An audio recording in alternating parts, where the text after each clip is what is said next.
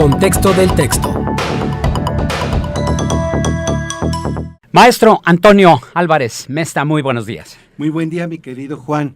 Fíjate, Juan, que me preguntan por mis convicciones políticas y debo aclarar que en preparatoria un profesor un día me manda a llamar y me dice: oye, Álvarez, siempre te veo con libros, y no solo los libros de texto, veo que lees mucha narrativa, lees novelas y libros de cuento, también ensayos, te felicito, pero te hago una propuesta indecorosa.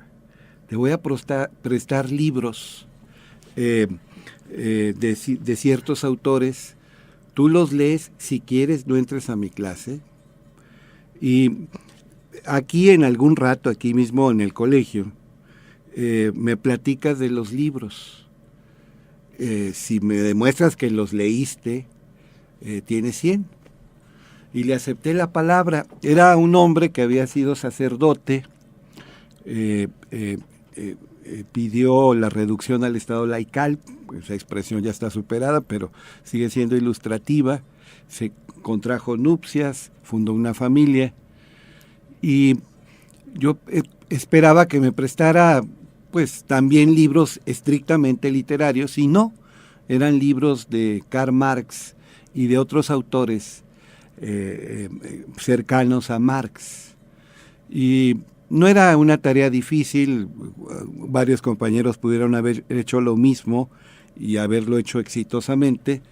El caso es que me puso en mi organismo, aunque yo ya sabía algo de ese autor, el deseo de conocer a fondo la obra de Marx. Le platico a mis alumnos actuales que gran parte del dinero que mi padre me daba para pues mis gustos, mis aficiones, la mesada o el domingo, que es lo que se utiliza acá en el norte, se iba en libros, pero a partir del contacto con ese profesor empecé a leer libros de Marx y me contaminó bueno, eso, yo sé que tiene una valencia negativa esa expresión y se me van a enojar algunos amigos. No, quiero decir que me contagió, si quiere usted en el buen sentido de la palabra, me contagió. Leí todo lo que pude conseguir de Marx, terminé la preparatoria y una de las 2 carreras que en ese momento estudié tras la preparatoria, 2 licenciaturas hice, fue ciencia política, administración pública, y los 2 años y medio primeros de la carrera, un 90% era estudiar a fondo la obra de Marx. Debo decir que ya la conocía, ciertamente merced a algunas personas que habían hecho el doctorado en Alemania socialista, en Alemania oriental, o tuve por ahí un par de argentinos que también conocían a fondo la obra de Marx, pues profundicé no solamente en Marx, es decir, el pensamiento marxiano, sino ya propiamente el pensamiento marxista, grandes teóricos que hacen reflexiones y propuestas a partir de la obra marxista. Perdón, un paréntesis nada más. ¿Qué diferencia hay entre marxiano y marxista? Sí, marxiano es Marx, y si quieres, hasta Engels. Es el pensamiento originario. Y marxistas son todos los demás, afortunados o desafortunados, un Gramsci, un Poulantzas, un Althusser, un Lukács, hay muchos grandes teóricos del marxismo. Por eso marxiano es Marx. Karl Mordecai, era su verdadero apellido, Mordecai.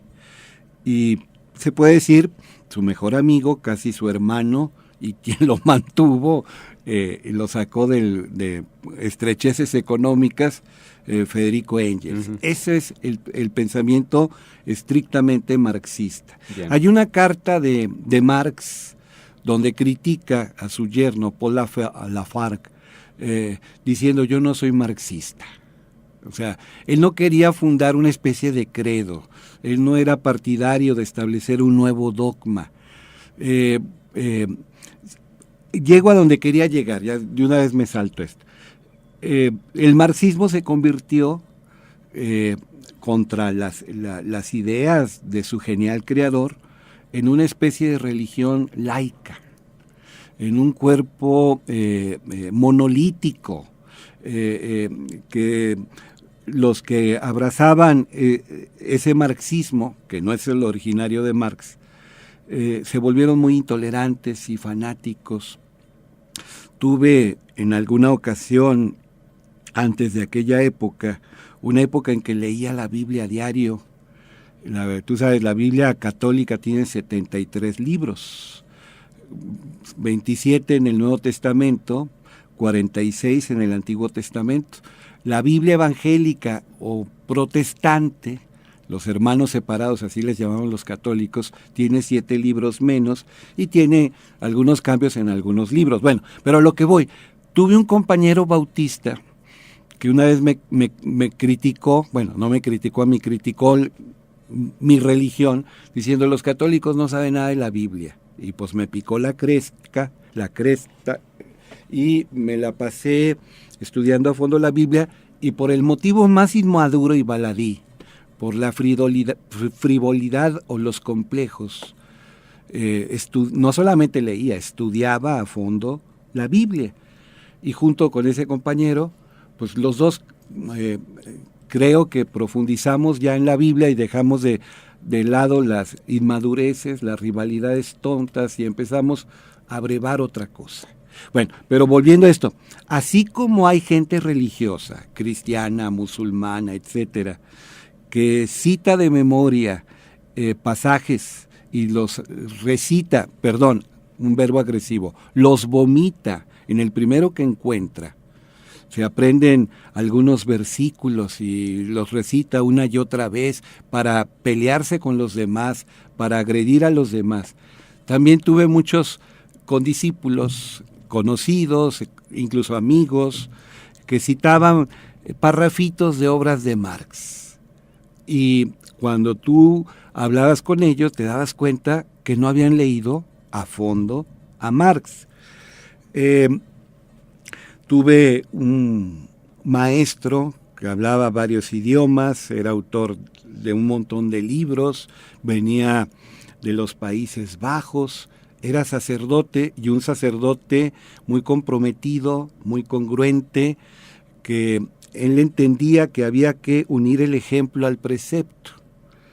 Y él me dio clase en la universidad, en las mañanas, yo estudiaba Ciencias de la Educación, y así como en la prepa hubo un ex sacerdote que me inyectó, perdón la metáfora, el germen de Marx, en la universidad hubo otro sacerdote que conocía a fondo Marx, incluso lo admiraba, pero me decía, tienes que leer otros autores. Y gracias a él empecé a leer otros autores y me di cuenta que en la sociología, en la economía, en la filosofía, en la ciencia política, hay estrellas refulgentes, no nada más está el sol Marx. Gracias a ese sacerdote, que sigue siendo sacerdote, vive en la Ciudad de México, tiene 4 doctorados y siempre, te digo, ha sido muy congruente, pues empecé a estudiar a fondo otros autores de ciencias sociales, de filosofía. Nunca voy a renegar de lo que le aprendí de Marx, al que admiro, al que recomiendo leer, pero estoy muy lejos de muchas conclusiones de Marx y no comparto la visión materialista de Marx, pero de que fue un genio y que merece ser estudiado a fondo, indiscutiblemente. Tampoco soy freudiano y leí la obra completa de Freud. Lo que quiero decirte, mi querido Juan, es que esas personas importantes por su influjo, por su trascendencia, por su impacto en la humanidad, hay que conocerlos, incluso para criticarlos y, ¿por qué no?, descartarlos si con honestidad intelectual tú encuentras que hay incompatibilidad con tu genuino pensamiento, pero hay que leerlos. y leerlos a los autores mismos y no un librito de sociología general o de introducción a la filosofía o nociones de economía, y tú crees que sabes de Marx cuando no has leído a Marx. Yo me he encontrado, por ejemplo, gente que critica a Freud diciendo que era un degenerado sexual, que vivía para la perversión, que proponía la promiscuidad. Y les pregunto, ¿qué libro de Freud has leído y en qué pasaje de Freud encuentras algo que te permita fundamentar lo que estás diciendo sobre Freud? Y no, nunca son capaces. Te pueden citar 2, 3 obras, pero no las conocen. Entonces, vas a criticar a Freud, critícalo con elementos, ponte a leer a Sigmund Freud. Otro autor muy leído en mis años universitarios, el suizo Jean Piaget, que casi siempre aquí en México nos limitamos a ver su teoría de desarrollo cognitivo y principalmente aplicada a niños, pero era un biólogo que se especializó en epistemología y de ahí se brincó a la lógica. El pensamiento piagetiano es maravilloso. Y hay gente que sin haber leído a Piaget habla tonterías sobre Piaget. Insisto, hay que buscar cuáles son los autores más influyentes, leerlos y actuar en función de las convicciones propias. Nunca voy a renegar del estudio que hice de la obra de Marx, estudio de varios años. Con el tiempo descubrí, por ejemplo, en filosofía, la fenomenología, el existencialismo, el neocantismo, estudios hermenéuticos, descubrí otros pensadores, pero sigo reconociendo a Marx como fundamental. Hace 2, 3 semanas me atreví a decir algo que algunos me han interpelado. Yo dije, en los últimos siglos, en los 2 últimos siglos, sin duda alguna, hay 5 pensadores de mayor influjo. Y dije, Darwin, Pasteur, Marx, Freud y Einstein. Son los 5. En sus respectivos campos hay genios que incluso ya lo superaron en sus respectivos campos. Pero la labor extraordinaria de marcar el surco, de abrir la brecha, de ampliar los horizontes. De romper paradigmas. De provocar una revolución incluso científica, como dice Kuntz, el rompimiento de paradigmas. Esos 5 son inamovibles, sabiendo que si alguien disfruta y tiene conocimiento del Cuarteto de Liverpool, es mi querido y admirado amigo Juan Ceballos Aspe. Yo conozco gente especialista en historia de la música, del rock y otras vertientes de música moderna popular, que aseguran que tales grupos son mejores que los Beatles. Sí, pero el lugar de los Beatles, el impacto de los escarabajos, lo que provocaron fue una revolución que nadie más la ha tenido. Como diría Newton en un momento de modestia, que no era muy modesto que digamos, el gran Isaac Newton, el más grande científico de todos los tiempos, decía, veo más lejos porque estoy parado en hombros de gigantes. Esa frase se le atribuye a Freud, él se la copió a Newton. Uh-huh. Alcanzo a ver más lejos porque me paro en hombros de gigantes. Entonces, sí, en economía y ciencias sociales, en filosofía misma, hay pensadores maravillosos que ven cosas que Marx no consideró, pero el lugar de Marx es único. En psicología, en psiquiatría, el fundador del psicoanálisis, Freud, tiene un lugar inamovible, único, aunque haya teóricos, pensadores que más ricos, más complejos, que consideran cosas que Freud no alcanzó a considerar, pero insisto, el lugar de Freud es único. Pero si no le gustan esos 5 pensadores que yo le digo, Darwin, Pasteur, Freud, Marx y Einstein, estudie los que quiera, pero estudielos a fondo. Y que no le pase lo que a un adolescente inmaduro que competía con un bautista también inmaduro en ese momento, ahora es una persona muy madura, mi ex condiscípulo, mi amigo, que no le pase que aprende de machete ciertas partecitas de un libro y cita fuera de contexto y sin razón de ser.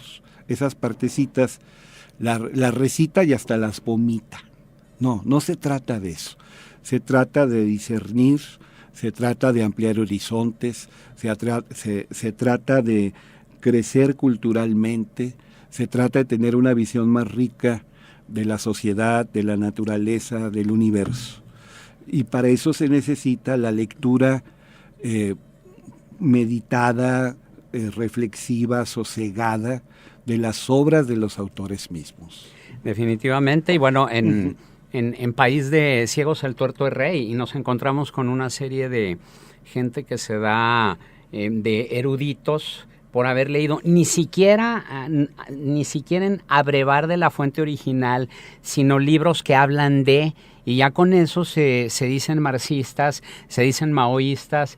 Digo, yo recuerdo compañeros cuando estudié Ciencias Políticas y Administración Pública, compañeros que se decían marxistas y nunca habían leído a Marx, o que se decían maoístas y no conocían ni siquiera el Libro Rojo, que es el más fundamental. El básico. Y luego hablabas con ellos de la Ley de Unidad y Lucha de Contrarios, que es una de las 5 tesis filosóficas de Mao, y resulta que no sabían de qué se trataba. Le digo, oye, cuando menos has leído el librito.